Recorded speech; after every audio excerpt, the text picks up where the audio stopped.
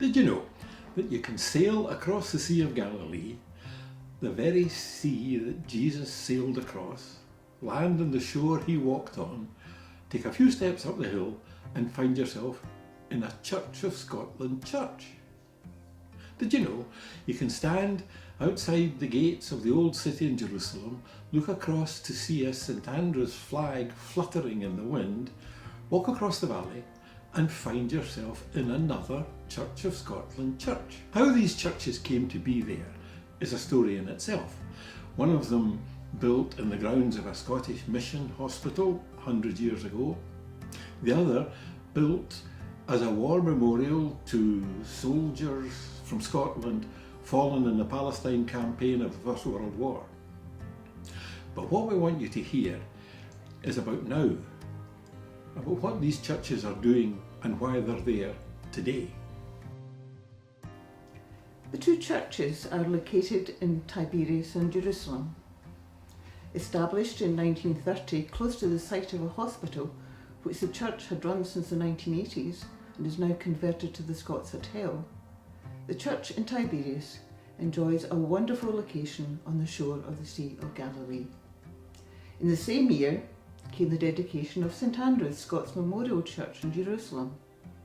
It benefits from a stunning location with panoramic views of the old city.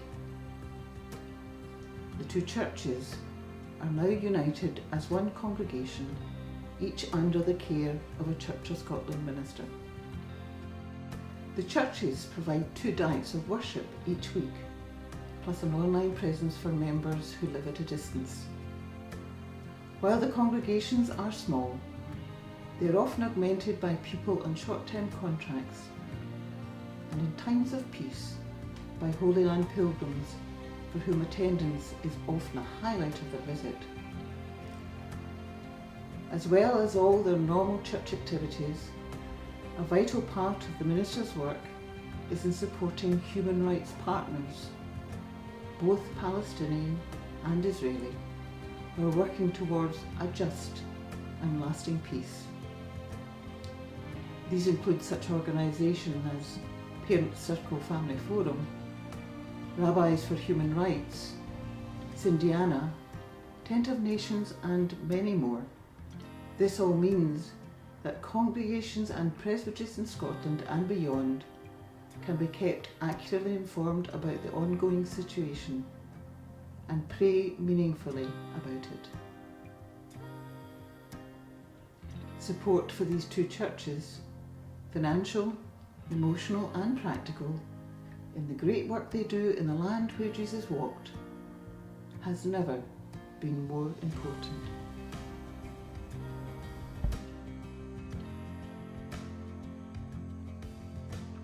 Do you know that there's an organisation called the Friends of St Andrews, Jerusalem and Tiberias?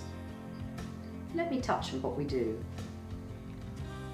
Importantly, we support the work of the ministers by establishing connections with churches, communities and organisations in the UK, such as Christian Aid.